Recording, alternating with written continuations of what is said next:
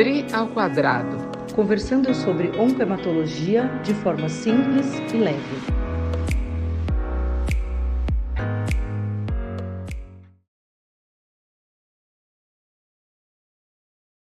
Olá, eu sou a Adriana Schelliger E eu sou a Adriana Pena. e hoje você está aqui de novo no DRI ao quadrado. DRI, nós temos hoje uma convidada muito especial. Conta aí pra gente. Então, a convidada de hoje é a doutora Maria Renata de Tella. Ela é cardiologista e ela é especialista em cardiologia oncológica, ou cardio-onco, que a gente fala. Uhum. E eu queria que ela se apresentasse, contasse um pouquinho da história dela para a gente. Bem-vinda, Renata. Obrigada por aceitar o convite. Obrigada, eu que agradeço. Acho muito legal a iniciativa de vocês e muito importante para os pacientes e todo mundo que busca uma informação confiável, ter o podcast de vocês à disposição. Bom, eu sou a Maria Renata, sou cardiologista. Eu estou nessa seara da cardio-onco. Eu brinco assim que antes mesmo da cardio-onco ter esse nome, eu já estava nessa luta. Eu comecei em 2008 meu trabalho num hospital oncohematológico, e aí, muito na prática clínica, a gente via algumas alterações que estavam relacionadas ao tratamento. E essa minha caminhada foi andando paralelamente ao que outros cardiologistas no mundo também estavam observando, né? E até que em mais ou menos 2016, 2012, por aí, começaram a ter os primeiros encontros para falar sobre esse assunto. Isso evoluiu muito, né? Hoje o Brasil é muito reconhecido internacionalmente, tem cardiologistas, cardio-oncologistas de peso, de renome internacional. Eu sou ligada à Sociedade Internacional de Cardio-Onco, e aqui no Brasil agora já é necessário o residente de cardio passar nessa área, porque cada vez mais as doenças oncohematológicas, assim como cardiológicas, aumentam a sua incidência no mundo. E quando um paciente precisa passar por um tratamento onco ou hematológico, ainda bem que as chances de sucesso aumentaram muito. E aí, por isso que notaram que depois de um tempo poderiam aparecer as questões cardiológicas. Graças a esse grande, a sobrevivência grande, né, dos tratamentos oncohematológicos que estão cada vez melhor, é que a cardio-onco está podendo mostrar a sua função e desempenhar o seu papel. Uhum. E é muito interessante porque vamos imaginar, a gente está falando aqui sempre de linfoma, né, que é uma área que a gente tem muito interesse, as leucemias, o mieloma múltiplo, e falando principalmente dessas três patologias, né, leucemias agudas e crônicas, o mieloma e os linfomas, Hodgkin, não Hodgkin, a grande guinada na terapia se deu na introdução dos antracíclicos, né, das antraciclinas, dos antibióticos antitumorais, né, como eram chamados no início, e a partir daí começou-se, né, realmente um conhecimento de como a terapia oncohematológica ou oncológica ia criar a médio e longo prazo algumas complicações cardiológicas, não é isso? Mais ou menos isso? Isso, Dri. O que ocorre é que mais ou menos na década de, se não me engano, 60, o Karnofsky, né, esse médico que depois veio criar a própria escala dele de bem-estar, ele fez essa observação. Ele falou assim: nossa, alguns pacientes que precisaram do antracíclico desenvolveram uma cardiopatia aguda grave. E no passado, o cardiologista ele só era chamado realmente no momento que a questão complicava, né? E hoje em dia, o grande papel da cardio-onco é, desde o diagnóstico do paciente, poder caminhar junto com o hemato, com o onco, para esse paciente não vir a ter uma complicação cardiológica. Há uma frase muito célebre que fala assim: para que o paciente oncohematológico de hoje não seja o cardiopata de amanhã. Isso. Então, essa é a Ótimo. grande função nossa, né? Uhum. Em relação aos antracíclicos, a gente sabe assim que mesmo ele podendo ter alguns efeitos cardiovasculares, eles são muito importantes até hoje na nos tratamentos, né? Devido à alta chance de cura quando eles entram nos protocolos. Então, esse risco cardiológico vale a pena ser pesado e vale-se a pena correr esse risco, porque o resultado pode ser muito bom e uma minoria dos pacientes vão ter alguma complicação relacionada ao medicamento. Uhum. Porque Eu até queria a te gente fazer... tem que, só falando para complementar o que ela falou, Dri, é justamente isso, né? É o risco versus o benefício. O benefício ele tem que ser muito maior do que o risco, senão a gente não usava as drogas, né? Perfeito, Dri. Eu acho assim, essa é a cabeça do médico o tempo todo, né? Uhum. É muito legal que os pacientes falam assim, né? Eu acho o nosso papel é muito importante a conversa, por isso que eu acho muito bacana o podcast de vocês, né? A gente sempre trazer ferramentas de informação para o paciente estar apto a falar do tratamento dele, né? Então, muitas vezes o paciente fala assim, mas doutora, se esse medicamento tem esse risco tão grande, por que vocês estão me dando? Aí, essa conversa do risco-benefício é o dia a dia do médico, né? Nós nos baseamos em estudos internacionais grandes, mas o tempo todo cada indivíduo é um indivíduo e a gente pesa risco e benefício. E eu acho assim que é muito importante também se levar em conta, né, que cada paciente tem que ser visto com sua individualidade e o cardiologista e o hemato, ou o cardiologista e o onco, tem que trabalhar de uma maneira muito próxima, né? Aquela interação cardiologista-oncohemato que existia no passado, né, que era só quando tinha um problema, ou manda o paciente para o consultório do cardiologista, esse tempo não se pode mais perder, né? Então, a cardio-onco, o principal objetivo é que nós façamos parte da equipe multidisciplinar. Onde eu trabalho, na clínica de oncohemato do Hospital Veracruz aqui de Campinas, eu trabalho dentro da clínica, eu faço parte da equipe multidisciplinar, eu participo das reuniões dos pacientes. Por quê?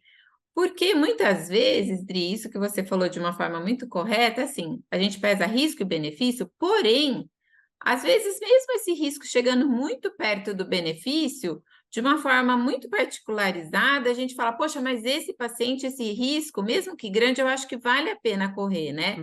Então, a equipe precisa estar unida no objetivo para poder trabalhar junta e esse paciente ter o benefício de um tratamento mais adequado possível. Então, além do risco-benefício, a equipe multidisciplinar coesa é importantíssima.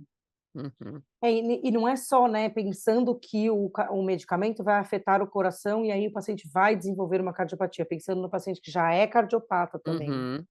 Eu tenho aquele paciente que já entra no tratamento cardiopata que muitas vezes a gente fala, meu Deus, o que nós vamos fazer que, né, Exatamente. como é que eu vou resolver? Eu me lembro de um caso que a gente teve no nosso grupo aqui, no hospital aqui em São Paulo, que o paciente jovem, diabético e um linfoma, tinha que tratar um linfoma não Hodgkin difuso, tinha que fazer R-CHOP, e não tinha outra opção, jovem.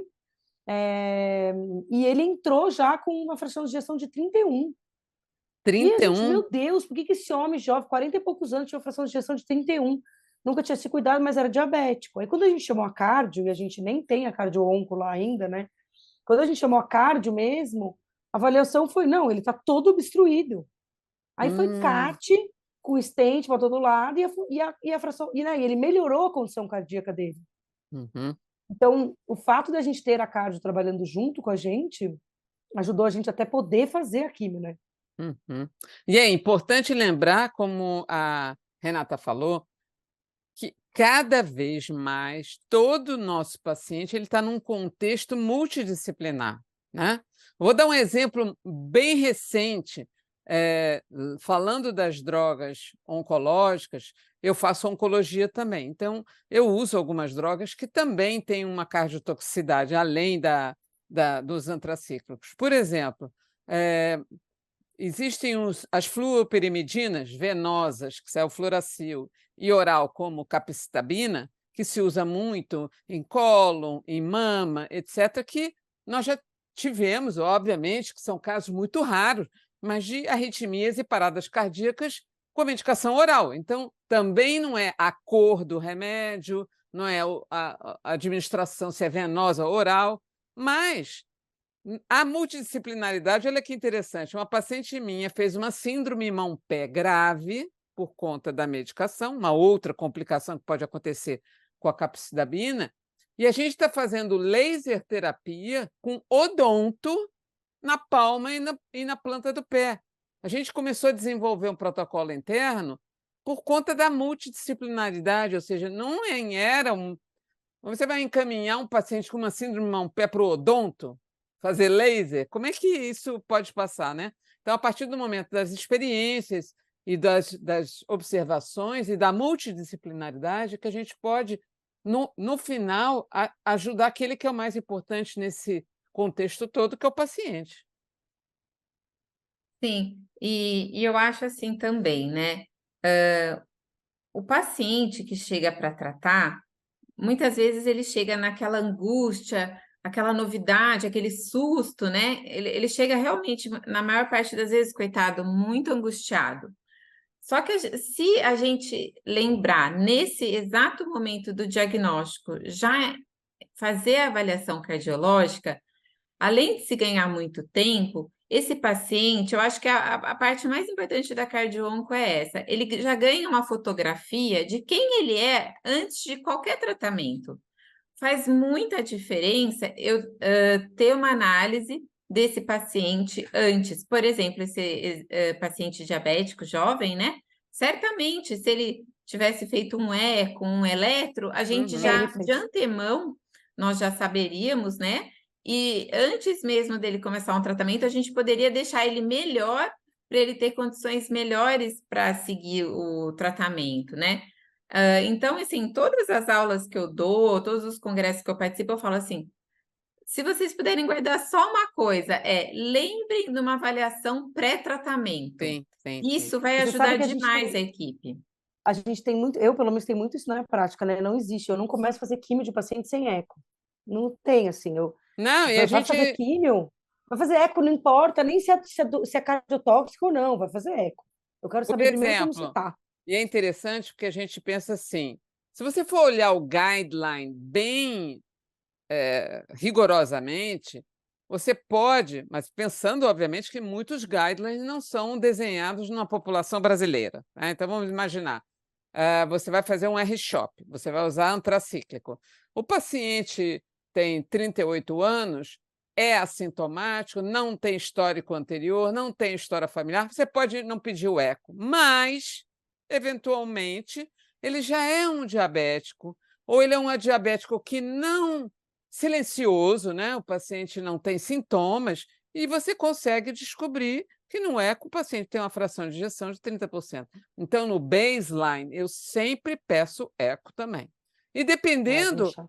a gente está falando agora de drogas como, por exemplo, dasatinib, nilotinib para leucemia mieloide crônica, que tem que ter avaliação cardiológica também no início, porque também podem desenvolver arritmias, derrames pericárdicos, insuficiência cardíaca. Então, a gente precisa, o cardiologista ele faz parte da avaliação inicial, não tem como fugir. E o oncohematologista tem que ter isso medular. E sabe o que eu acho importante, né? Porque eu sei que o DRI ao quadrado tem uma visibilidade também grande na comunidade médica. É o seguinte, quando se fala de cardiotoxicidade, pensa-se muito na insuficiência cardíaca, né? Na Sim, perda sim. na diminuição da força de contração ventricular, né? Mas a cardiotoxicidade, ela é muito mais ampla, né? Como a Adriana falou, a gente tem as arritmias, a gente tem o aumento do intervalo QT, a gente pode ter as hipertensões de difícil manejo, a gente pode ter as miocardites, tem tanta coisa que pode estar envolvida, né? Mas certamente um eletro e um eco já ajuda demais. Uhum. Outra dica interessante, né, quando for possível, eu brinco assim, tenha um ecocardiografista para chamar de seu, né? Por quê? Isso. Porque ao longo do tratamento, é muito importante, se possível, que esse ecocardiograma seja feito em Repetido. aparelhos parecidos. Ah, E sim, sempre, claro. e sempre a fração de ejeção medida pelo método de Simpson. O Tycos, que é o mais rotineiramente utilizado, não é tão bom para a gente. Então, essa conversa próxima, né, de ser um aparelho, pelo menos com uma tecnologia parecida, alguns ecocardiografistas mais atentos e que saibam o que a gente está procurando. E até sinalizar, né, Renata? Só te cortar assim, sinalizar no pedido também, né? Porque às vezes a gente pede, ecocardiograma. E aí você não pede o ecocardiograma e diz assim, tá em químio, vai fazer químio, já fez Isso é químio, fundamental. né? Sim, e sabe assim, o que quando chega o resultado do eco, eu também costumo ver, eu costumo fazer tipo vamos falar assim, algumas anotações ao lado do resultado para mim, né? Como que estava esse paciente no dia? Ele estava anêmico, não estava anêmico? Esse paciente estava que dia pós-químio? Esse paciente tinha tido alguma intercorrência? Estava se recuperando de alguma neutropenia? Então, a gente muitas vezes esquece o quanto a hemodinâmica interfere nesse resultado, né? Então, esses lembretinhos de como esse paciente estava naquele exame, eu também acho bem legal da gente fazer. Outra coisa que eu acho importante a gente conversar é o seguinte: a cardio-oncologia, né? Quando a gente fala das possíveis complicações cardiológicas, nós estamos falando aqui, né? Pré-tratamento, durante o tratamento, mas a gente precisa também lembrar o pós-tratamento, né? O pós-tratamento recebeu um nome um pouco diferente para a gente, que é survivorship, né? Survivorship Program. O que seria, né? né, o programa né? dos sobreviventes? É pós-alta, porque o paciente muitas vezes fala assim, deu aqueles 5 anos, tchau, nunca mais quero lembrar do que eu passei, e segue a vida, né? Certamente a gente quer que realmente isso ocorra, mas a cardio-onco percebeu que algumas complicações podem ser bastante tardias, né? Inclusive, quanto mais jovem a pessoa se expôs ao tratamento, e principalmente tratamentos do passado, que tinham uma tecnologia diferente, muitas vezes 10 anos depois pode vir a ter alguma complicação, né?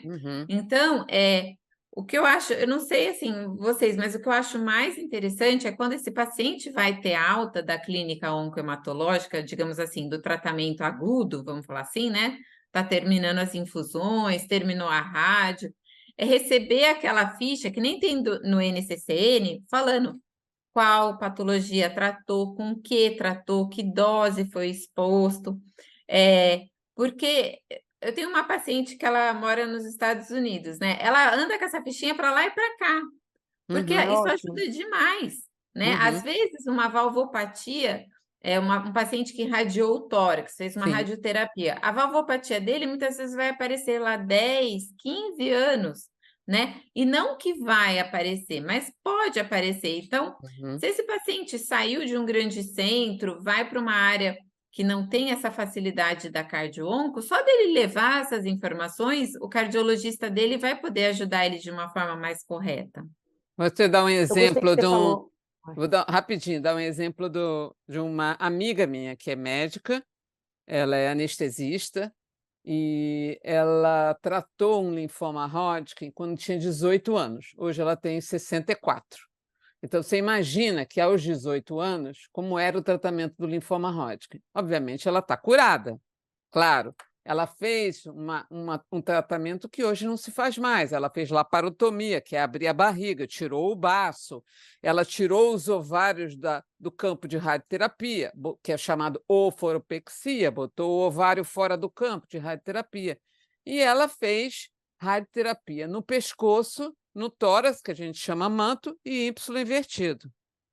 Ela já trocou 2 válvulas, ela tem cardiopatia, e ela não usou nenhuma droga cardiotóxica, ela usou uma radioterapia que não se usa mais.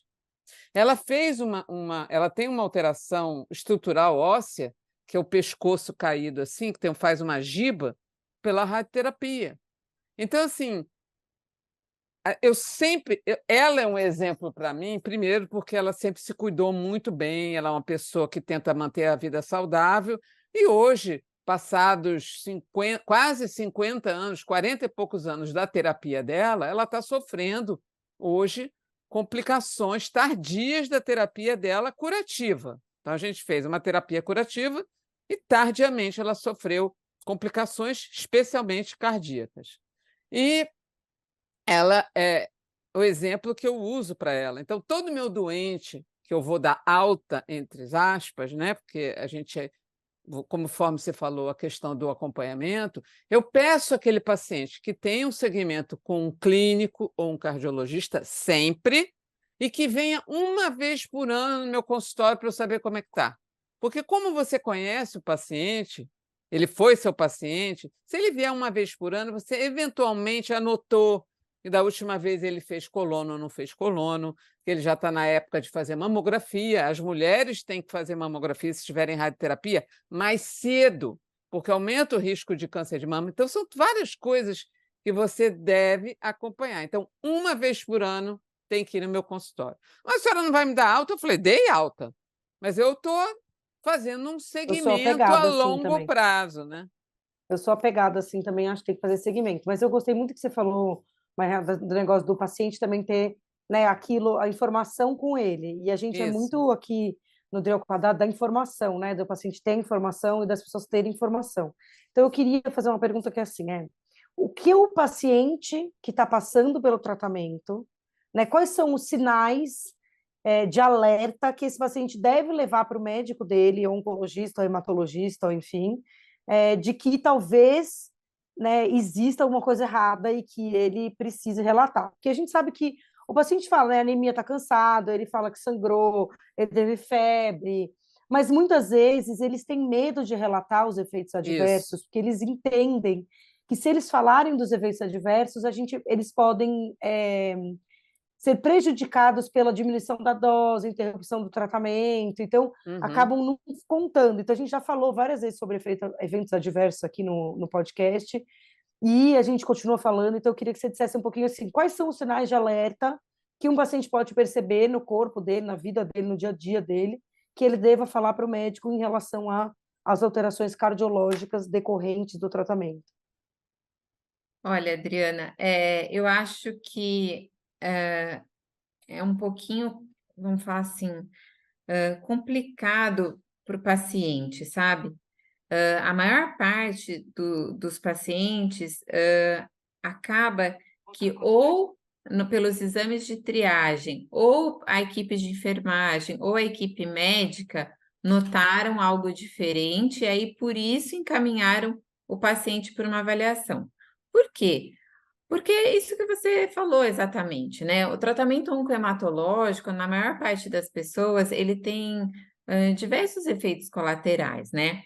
A queixa de fadiga, a queixa de cansaço, é quase, acho que 80% dos pacientes vão ter isso sem ter nenhuma questão mais de um agravo de saúde, né?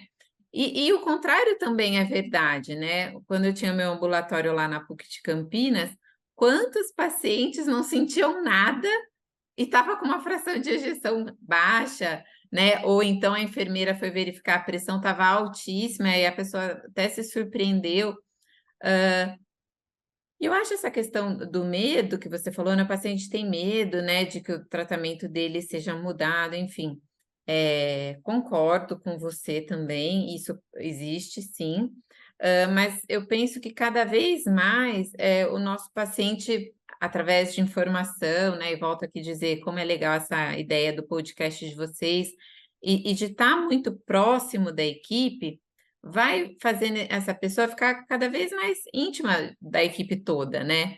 Eu brinco que a gente começa tratando o paciente como senhor, senhora, e termina o tratamento perguntando como que tá a avó, como foi a viagem para a praia, porque todo mundo fica muito próximo, né? A gente conhece a família inteira. Então, Com eu certeza. penso que essa intimidade vai criando essa confiança, e tem pacientes, né, que a gente nota que são mais reservados e tal, que eu coloco explicitamente, eu falo, olha, de forma alguma eu estou aqui para atrapalhar, né? Eu estou aqui para ajudar o senhor, a senhora a ter o melhor tratamento possível com a maior segurança possível. Nós estamos todos no mesmo barco, ninguém aqui está remando ao contrário, né? Então, eu penso que quando o paciente percebe que todo mundo é uma equipe que está lutando a favor dele, né, ajudando ele a remar essa canoa, ele se sente mais aberto para falar coisas que ele acha diferente. Eu costumo falar muito para meus pacientes, olha, se tiver alguma coisa que te chama atenção, se tiver algo que está lhe incomodando, não tem problema, eu prefiro que você venha, marque uma consulta, eu falo, ó, não, tá tudo tranquilo, do que você não vir e ser algo que eu precisaria ter visto. E uma coisa também que eu acho muito importante a gente retomar, né, quando a Adriana falou lá dos exames, né, antes do tratamento, a gente está na era, se Deus quiser, uma era mais próxima do pós-Covid, né?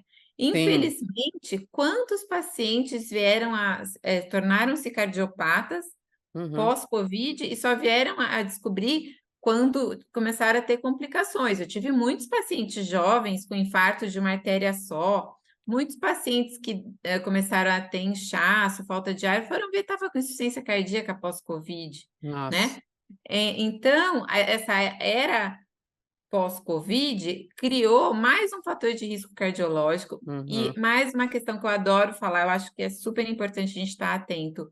Pergunte sobre o sono do seu paciente. A apneia obstrutiva do sono é um fator de risco muito grave para a piora dos fatores de risco cardiológicos, né? Então, um paciente que dorme mal, um paciente que respira mal durante a noite, ele tem uma tendência de ter uma hipertensão de mais difícil controle, ele tem um risco de ter maiores índices glicêmicos, maior índice hipertensivo, e essa fadiga, né, que pode acontecer no tratamento e é relativamente frequente, nesses pacientes que dormem mal, se acentua. Aí você para e pergunta, como é que você dorme? Você acorda de manhã descansado? Ou o seu dia você vai arrastando, vai dormindo a hora que dá, e parece que você nunca dormiu o suficiente? E se necessário, a gente sempre pergunta para o parceiro, né? Ele ronca, ele engasga, ele acorda tossindo, né? Porque a apneia do Acorda no meio da noite assustado, né? Afogado. E a apneia do sono faz muita diferença quando o paciente começa a tratar. Invariavelmente eles falam, nossa, se eu tivesse descoberto isso antes, quanta qualidade de vida eu tinha ganho, né? E outra coisa que eu gosto de frisar bastante, que a Adriana estava contando dessa paciente dela, né? Que sempre se cuidou e está com a valvopatia e tudo mais. Faz muita diferença o paciente que é ativo fisicamente, né? Ela é muito ativa. Porque vai ter muito menos fator de risco cardiológico. Durante o tratamento vai ter bem menos efeitos colaterais. Tem até alguns estudos feitos que apontam melhores resultados da própria doença oncohematológica, manutenção de peso, menor índice de depressão. Então, exercício é algo que a gente deve incentivar o paciente a manter durante o tratamento, e quem era sedentário, incentivar mesmo durante o tratamento a começar. Deixa eu falar rapidamente sobre essa coisa de atividade. A gente tem um podcast sobre atividade, né, Dri? Tem um podcast sobre... Só sobre atividade física. Sobre atividade física. Então, eu estive agora na Alemanha, num centro de tratamento hematológico, mas era especificamente LLC. Eles têm um programa de reabilitação para pacientes internados e programa para pacientes ambulatoriais, onde tem atividade física monitorada com um professor e que o convênio paga. Ou seja, olha só, isso traz benefício para o paciente e para o convênio e seguramente para o governo também. Isso a gente sempre fala, eu acho que eu e a Adri já falamos muito sobre a questão da atividade física, e que não só recupera, como melhora toda essa questão cognitiva, psíquica, o sono, a alimentação, é fundamental. Vocês sabem que eu trabalhei muitos anos, né, num centro de doenças oncohematológicas aqui em Campinas, e lá dentro a gente tinha uma unidade do Centro de Reabilitação Luci Montoro, que é uma rede grande de reabilitação do estado de São Paulo. E lá nós não reabilitávamos somente os pacientes oncohematológicos. Como a estrutura era muito completa, a gente também reabilitava os AVCs, os traumas raquimedulares, amputações de outras etiologias. Mas como era lá no prédio da radioterapia, o centro de reabilitação, os pacientes em tratamento frequentavam lá e faziam seus tratamentos, né? É impressionante a diferença do paciente que está em tratamento oncohematológico e tem acesso à fisioterapia, tem acesso a condicionamento físico, acesso à à terapia ocupacional. As sequelas são muito menores. Uhum. Então, eu entendo porque lá nos Estados Unidos na Alemanha, né, Adriana, eles Alemanha. façam isso, porque realmente poupa dinheiro, né? Não, e Poupa sequelas. eles fizeram um guideline, que é um guideline nacional. Esse centro fez um guideline de atividade física condicionada ao condicionamento de saúde, a doença, a terapia, a idade, é uma série de coisas, muito legal. Então, nessa pegada aí dos efeitos adversos das quimioterapias, eu queria falar um pouquinho também de uma coisa que a gente falou de arritmia, falou de várias coisas, de valvulopatia e tal, mas tem uma coisa que é dislipidemia também, né, Maria Renata, que as pessoas falam um pouco. E que tem algumas drogas, tem uma específica que dá muita alteração de triglicérides, que é ai, gente do céu, a As drogas tretinoína. A tretinoína dá muito, que é o ácido creatinina. ultrasretinoico, né? Que dá muita alteração de triglicérides, e não é infrequente o paciente, depois que ele termina o tratamento, a gente vê o paciente que começa a ter alteração de triglicéride um pouco mais para frente. Então, eu queria que você falasse um pouquinho também, não só triglicérides, mas colesterol em geral. Queria que você falasse um pouquinho também dessas alterações do colesterol para os pacientes oncológicos. Olha, Adriana, eu acabo tendo uma visão assim meio de eu acabo vendo isso como vamos falar assim, uma consequência do estresse oxidativo global, sabe? É, então, assim, tem algumas drogas que realmente elas potencializam isso, mas a gente vê que também é muito difícil separar do estilo de vida da pessoa, né? Sim. Invariavelmente, esses pacientes estão acima do peso, tão sedentários. Muitos a gente não conseguiu convencer da necessidade de parar de fumar. Tem as questões familiares também, às vezes é uma herança familiar. Mas eu acho que é muito importante você trazer esse tema, porque realmente os pacientes que passaram por um tratamento oncohematológico, a gente tem que ser mais rigoroso nas metas para dislipidemia, hipertensão, glicemia, porque eles têm vamos falar assim, eles podem ter a doença aterosclerótica mais precocemente do que alguém da mesma idade que não passou pelo tratamento. Então, é realmente importante essa verificação e ser mais rigoroso para tratar quando surgir essa alteração. E os pacientes ganham peso muito rápido também, né, no término do tratamento. Mesmo aqueles que perderam um pouco, eu vejo isso, né? Tem uns que perdem muito peso, aí depois ganham o que eles tinham e ganham mais pós-término do tratamento. Às vezes parou de trabalhar e ainda não voltou a trabalhar, e aí aquela rotina de casa, né? Às vezes tem uma coisa náusea, acaba se habituando numa dieta diferente e tal.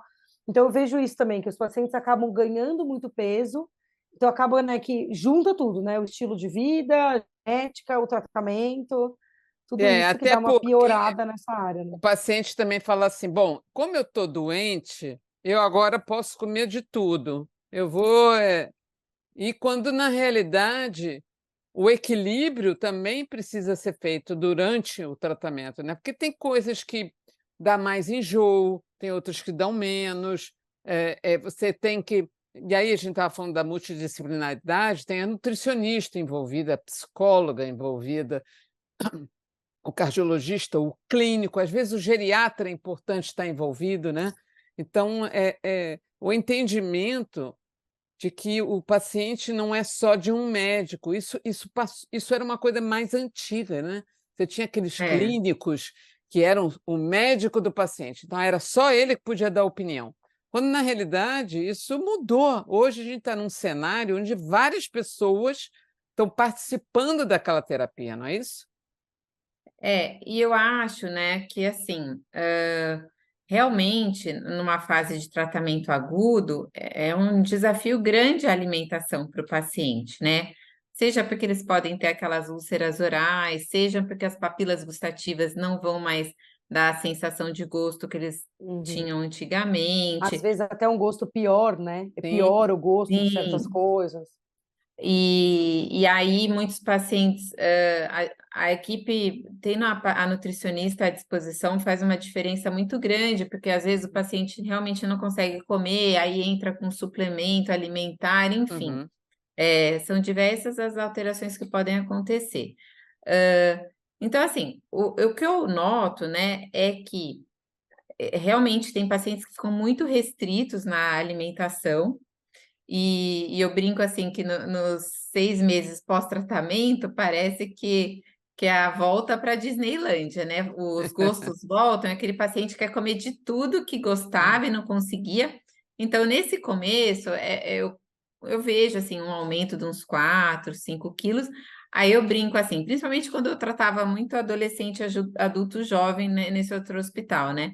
Falar assim, ó, agora deu, hein? Agora já matou saudade do sorvete, chocolate, agora vamos voltar à vida normal, né? Então, isso pode acontecer sim.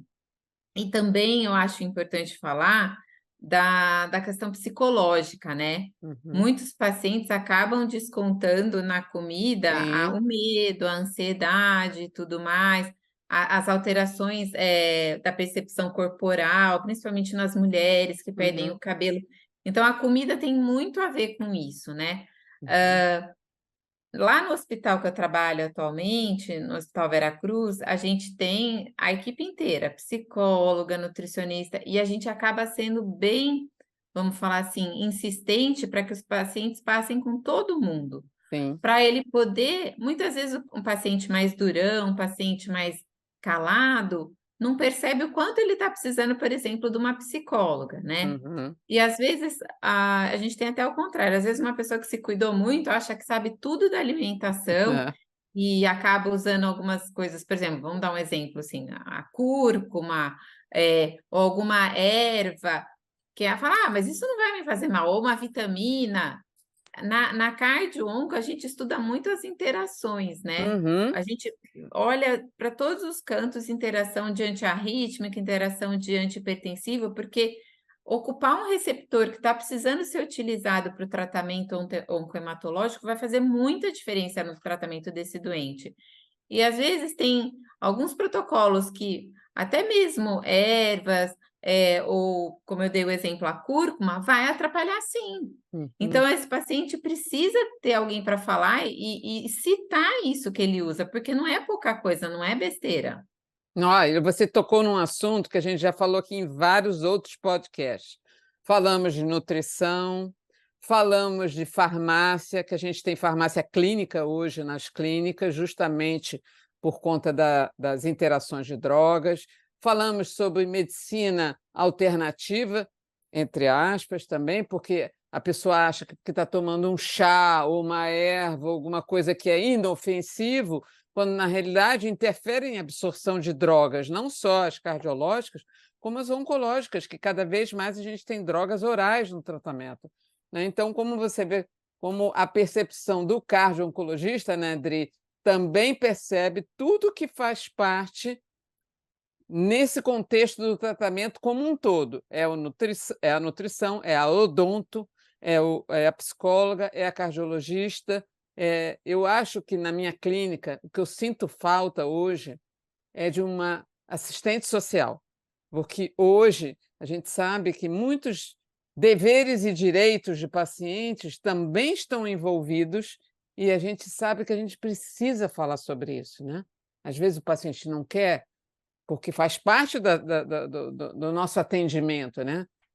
Essa semana, uma paciente veio me pedir um documento para poder dirigir. Eu acho que ela não podia dirigir, então eu tive que conversar com ela, o ortopedista também, porque ela tem um problema na coluna. Então, toda a questão da terapia passa por um contexto de um grupo de pessoas, né? Eu acho que isso é uma coisa que eu sempre, como você falou, a importância de passar por todos os profissionais dentro da clínica, no momento que seja no início do tratamento ou ao longo do tratamento, seja aquele paciente que não quer psicóloga, que não quer nutricionista, mas ela vai passar para fazer uma primeira avaliação, até para a gente também, como médico do paciente, a cardiologista, ou nutricionista, ou a psicóloga dizer: olha, está acontecendo isso, seu paciente tem essa dificuldade, que a gente também não vai perceber todas as nuances daquela área que o especialista está vendo, né?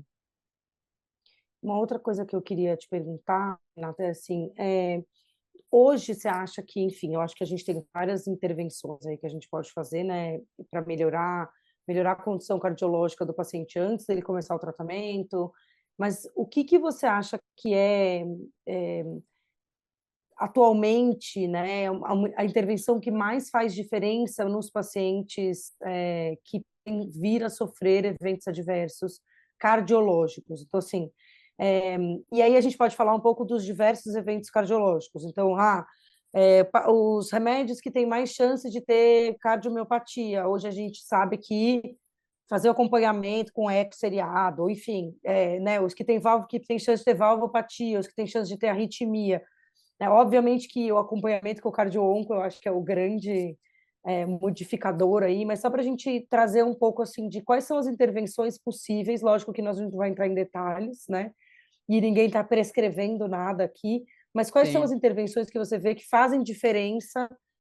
A gente vê, por exemplo, hoje, né, o ibrutinib, os inibidores de BTK, a grande maioria deles tem os eventos adversos cardiológicos, né, com arritmia e tudo. Então, assim, o que que a gente, né, precisa estar atento como hematologista para que a gente possa interferir cedo, né, para esse paciente? E que vai fazer Bom, diferença, sabe? tá. Olha, Adriana, é uma pergunta difícil, Perguntas assim, difíceis. porque Perguntas ela de é bem prova. ampla, né? Não, É, mas é geral, assim, que eu quero que você fale uma coisa mais. tá. Eu acho que o que faz diferença é aquilo que a gente conversou no começo, né? Uma fotografia pré-tratamento. Outra coisa que eu acho que faz diferença é esse momento do diagnóstico oncohematológico, o cardiologista, não digo gastar, porque eu não acho que é gastar, é utilizar bastante tempo falando sobre os fatores de risco cardiovascular, né? Como é importante se exercitar, como é importante parar de fumar, como é importante parar de beber, como é importante cuidar do colesterol. Então, eu acho que é um momento educacional muito importante, né? Então, assim, como é tudo muito, né? São diversas patologias, diversas nuances, se eu for escolher uma resposta mais abrangente, eu te diria isso. Eu acho que o cardiologista não deve perder a oportunidade de educar o paciente e Uhum. falar para ele assim: olha, já que você está tendo que passar por essa situação difícil, aproveite para sair melhor do que você entrou. Essa é Ótimo. sua hora, né? Uhum. Perfeito. Maravilhoso. Mudança de estilo de vida, né? É. Total. Que é o que a gente fala todo dia e que é difícil, né? Porque o paciente já está enfrentando uma situação, ele muitas vezes não quer fazer a mudança, que eu Uhum. acho que não entende a dimensão, né? Eu falo, o paciente pergunta assim para mim, um exemplo bem corriqueiro, mas assim, eu posso continuar bebendo, fazendo químio? Eu sinto, interferir com o tratamento, a maioria, né, não vai interferir. Mas se Uhum. o senhor for beber no nível que o senhor bebia antes, talvez o senhor interfira na saúde do seu Uhum. fígado. E o fígado, no final das contas, é que vai metabolizar essas drogas e tal. Então, fazendo um paralelo, né? Então, Uhum. assim, acho que a gente tem que deixar muito claro para o paciente por que que ele tem que fazer essas mudanças, para que ele faça junto com a gente, né? Para que ele entenda que é importante, de fato, fazer aquilo. E por que que eu te fiz essa pergunta? Porque eu vejo os pacientes muito angustiados, sabe? Quando a gente fala dos efeitos, porque eu sempre falo, né? Olha, pode ter efeito cardiovascular, então a gente vai acompanhar, tem que fazer o eco, a hora que acabar a quimio, a gente vai fazer outro eco para entender como é que ficou e tal.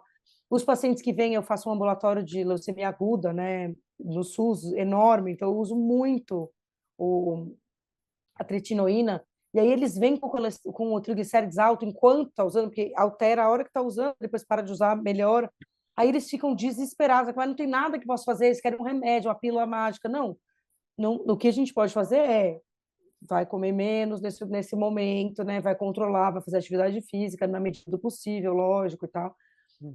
Mas é isso, a gente não tem muito uma prevenção, né? Não tem nada que eu dê para o paciente que eu fale, bom, isso aqui previne que você tenha efeito colateral tal. Sei Não, lá, é. Então, já hepatia. Já houve vários, né? Eu acho que isso na cardio-oncologia é algo que se buscou muito, ainda se busca, né?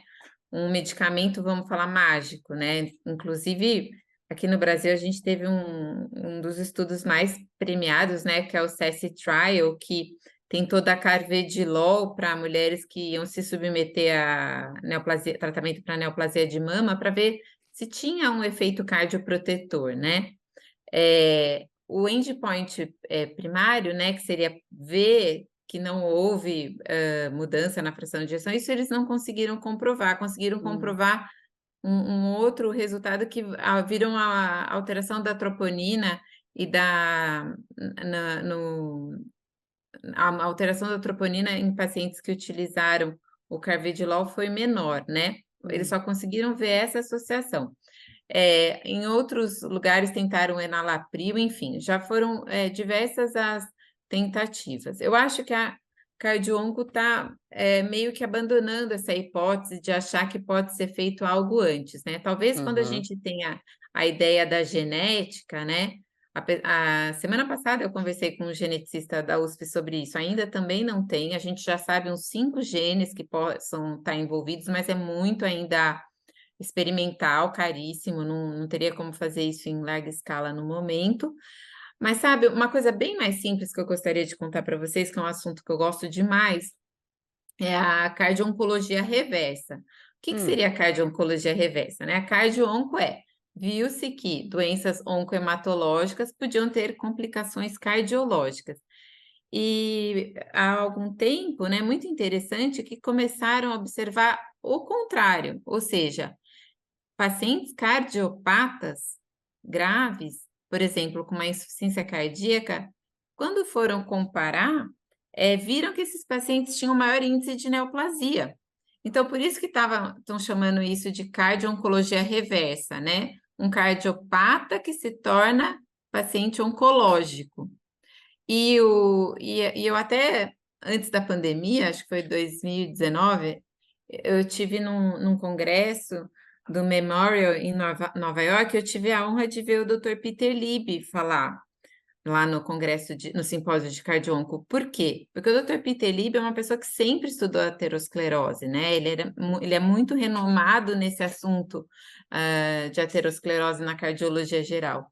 E ele está estudando muito essa parte da cardio-onco reversa. E eu vi ele falando na tribuna, falou, olha, depois de tantos anos estudando, nunca um assunto fez tanto sentido para mim, né? Quando ele comparou assim, fatores de risco para desenvolver uma neoplasia, fatores de risco para desenvolver uma coronariopatia. O que gera um resultado pior no tratamento oncohematológico? O que gera um resultado pior no tratamento cardiológico? Então, cada vez mais se chega a uma raiz comum, né? As duas doenças com uma raiz comum.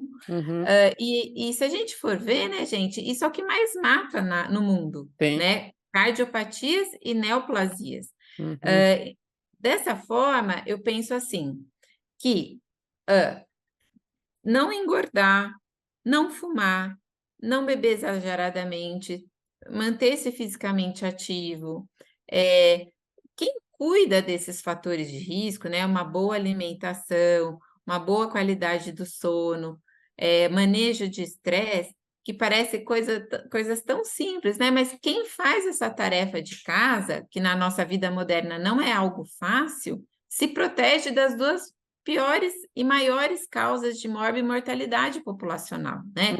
Então, mais uma vez, eu penso que esses dados armam os nossos pacientes para sair da clínica muito mais fortalecidos e prontos para uma nova vida, e uma vida que vai influenciar na família inteira.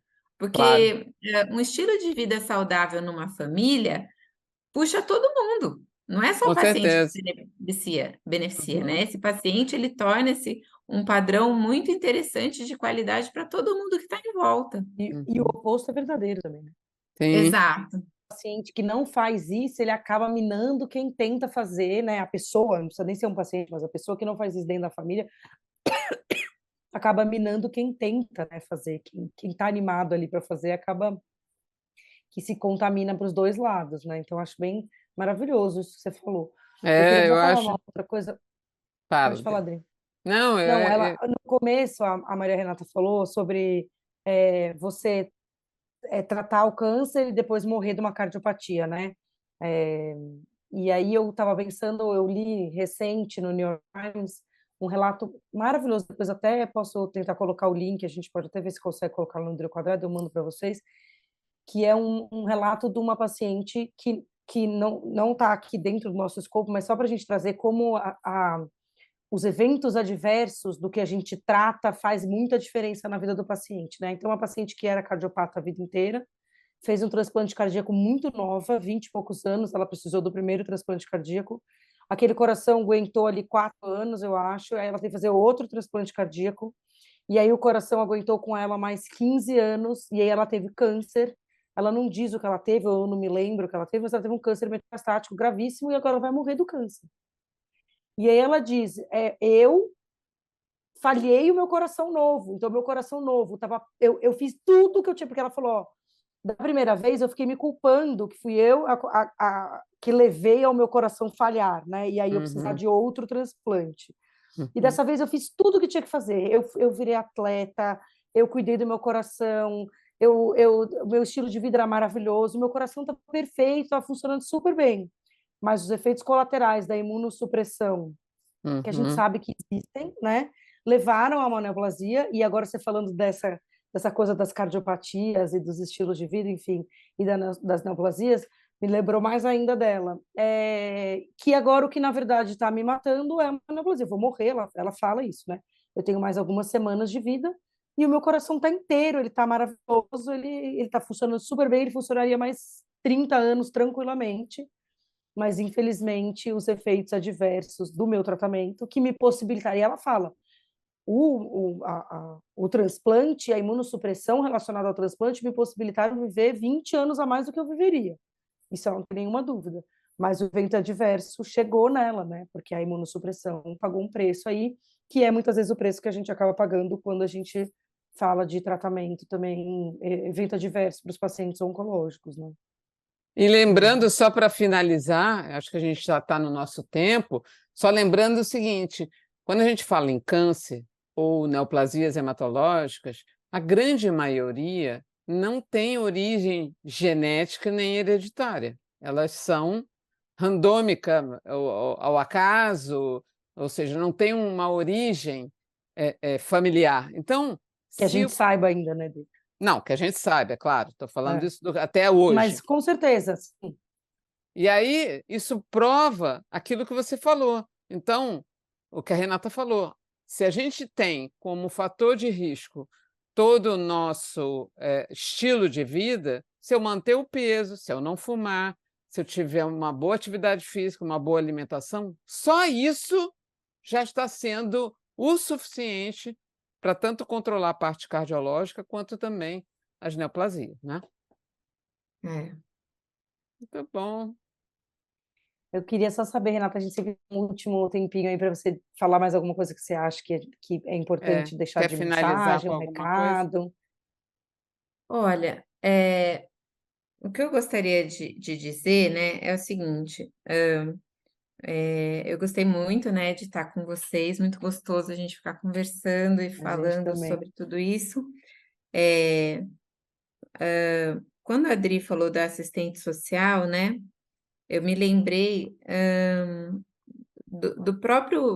da própria pessoa que criou esse tema, esse nome, desculpa, sobrevivente, né? Uhum. Tanto é que se chama Programa dos Sobreviventes, esse é o nome que tem internacionalmente. Foi um médico, né? Um clínico que enfrentou um câncer, se não me engano, na década de 70, e ele sofreu na pele. Naquela época, infelizmente, havia um certo preconceito, né? Nem se falava a palavra câncer. E ele criou esse grupo, né, de sobreviventes justamente para lutar pelos direitos do paciente oncológico, Uhum. lutar pela reinserção, na vida normal, Sim. pós-tratamento, né? E para que os pacientes pudessem vivenciar essa experiência da doença como um período de vida, né? Uhum. E não isso marcar a vida deles eternamente, né? E eu me lembrei aqui, a gente conversando, de uma paciente minha, uma paciente com neoplasia de mama, que ela recaiu, uma neoplasia bem grave, ela tinha toda uma situação de vida bem difícil. E ela falou assim, sabe, doutora, todo mundo fala pra gente que a gente é uma guerreira, que todo mundo admira a gente, porque a gente luta e não sei o quê. Ela falou assim, doutora, eu não quero mais ser guerreira, eu só Hum, quero que alguém esteja comigo ao meu lado e me dê um abraço e siga comigo, né? E eu fiquei muito feliz com esse relato, porque eu acho que, graças a Deus, né, a gente caminha cada vez mais para esse tipo de abordagem. Eu acho que sim. o câncer, a neoplasia, está cada vez menos tendo essa conotação de terror, de medo, porque as terapêuticas têm avançado muito. Uhum, E nós, enquanto equipe de saúde, graças a Deus também nós evoluímos bastante, né? Hoje nós podemos oferecer um tratamento, como a Adri falou antes, graças a Deus não é só mais um médico, né? Hoje tem uhum, tantas pessoas que estão ali juntas, dispostas a fazer essa jornada do paciente ser mais leve, né? uhum. Então, que a gente seja essa pessoa no caminho desse paciente, né? Alguém que põe a mão nas costas dele e fala, vamos juntos, né? Essa briga é de Aí, todo mundo, você não está sozinho, não é só um peso para você. muito bom. Então, mais uma vez, parabéns pelo podcast. Eu acho que vocês estão fazendo esse Obrigada. papel de seguir junto com o paciente e dar informação para que ele possa sair o melhor possível no tratamento dele e isso ser só um período que ele vivenciou na vida dele. Obrigada por estar aqui hoje com vocês, viu? Foi A ótimo. gente que agradece, foi ótimo Agradece mesmo, muito muito. obrigada. Isso aí, E Dri, então Vocês. até a próxima. até a próxima. Até. Tchau. Tchau. Tchau.